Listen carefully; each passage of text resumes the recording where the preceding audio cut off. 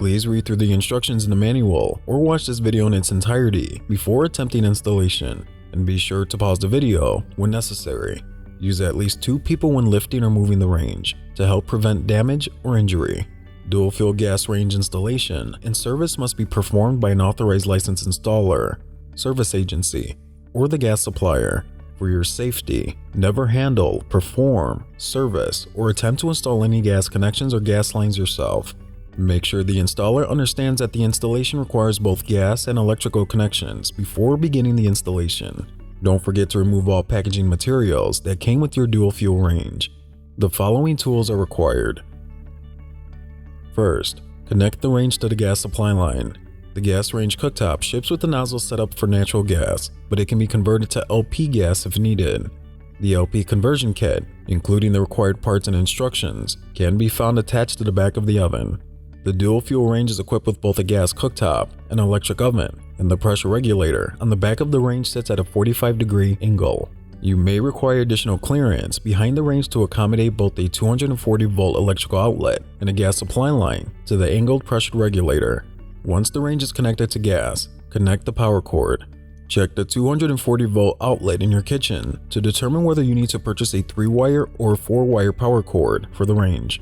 Electric range connection kits can be purchased at most local home improvement stores. If necessary, check local electrical codes for further information.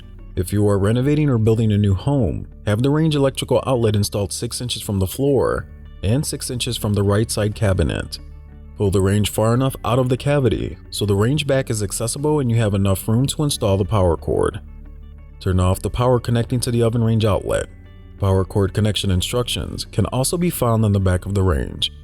If your home was built after 1996, you will probably require the 4-wire electrical connection. For older homes with the 3-wire connection, the steps are the same except for how the terminal block connections are made. And remove the access panel cover. Remove the screws from the terminal block. Take a moment and become familiar with the components inside the terminal block. Pause the video if necessary. For a 4-wire connection, remove the green ground screw from the ground strap, located below the center terminal on the terminal block. Bend the ground strap up and align the hole in the strap with the center screw hole on the terminal block. Pull the power cord wires up through the conduit connection plate. Insert the green ground screw into the power cord green ground wire terminal ring and reinsert the screw in the terminal block. For a 3-wire connection, do not remove or reposition the green ground screw and ground strap. Attach the white wire to the center terminal on the terminal block. Attach the remaining wires to the outer terminals, matching the wire color with the wires already on the terminals, red to red and black to black, leaving no gap or slack. A cord strain relief is required to prevent the cord from accidentally being pulled off when the range is being moved. If your power cord kit did not include a strain relief, refer to the instructions provided with the power cord to purchase the correct strain relief at your local home improvement store. The most common cord strain relief has 2 pieces. Place the piece with the smaller screw holes behind the cord with the angle tab inserted through the hole in the connection plate. Place the other piece in front of the cord with the angle tab inserted through the hole of the connection plate. The cord should now be sandwiched between the 2 halves of the strain relief. Insert the screws on each side of the strain relief to form a tight clamp to prevent the cord from sliding. Be careful not to damage the cord when tightening the strain relief. Screw the access cover panel back into place. Next, install the anti-tip bracket. The anti-tip bracket, an installation template, and instructions are included with the range. Determine the final location of the range before attempting to install the bracket. Place the bracket on the floor with the bracket edge against the rear wall.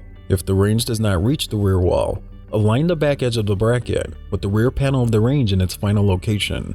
The anti-tip bracket must be screwed to the floor or rear wall. To install onto wood floors, use the screws provided to secure the bracket using the pair of marked holes. For concrete floors, use a concrete bit to drill a 5/32 pilot hole 2 inches deep into the concrete at the center of each of the marked holes on the bracket. Use the screws provided to secure the bracket into the floor. For rear wall installation, use the 2 screws provided to secure the bracket using the pair of marked holes at the LOC-C location, as shown here. The screws must enter into a wood sill plate. If the wall contains any metal studs or similar materials, then the floor must be used. If you prefer, have your installer mount the anti-tip bracket as well. You can now plug in your unit and turn on the power that connects to your range. The control panel will illuminate and a tone will sound. The clock must be set to the correct time of day in order for the automatic oven timing functions to work properly. Press and hold cook time for 3 seconds. CLO will appear in the display. Press plus or minus on the control panel to select your desired time. Press start to accept the change. Before pushing the range fully into the cavity, use a wrench to adjust the height of the front and rear legs so that the height of the cooktop matches the height of the countertops. To raise or lower the legs, turn the legs clockwise or counterclockwise. Slide the unit into position and adjust the front legs as necessary to level the unit. Assemble the surface burners and caps. Align and pass the spark igniter through the hole of the appropriate size surface burner. Place the appropriate size cap over each surface burner. Seat the burner caps correctly or you may experience uneven flames and/or poor ignition. To ignite each burner, turn the knob position to light. You will hear a clicking sound and the flames will appear. Ignite each burner and make sure the flames are even all the way around. If the flames are uneven, turn off the burners. Wait for the burners to cool. For safety, wear heat-resistant gloves while readjusting the burner caps. Once the burners are seated, set the grates on the cooktop. Then adjust the oven racks to the desired positions. When first operating your new dual-fuel range oven, you may notice a smoky odor. This is normal for a new oven and will dissipate over time. To help speed up the process, run a self-clean cycle for a minimum of 2 hours before using the oven. Please watch our video on using self-clean for further details and thorough instructions. If there is a gap between the range and back wall, use the rear filler kit provided. Using a screwdriver, remove the upper 4 screws that attach the rear bracket.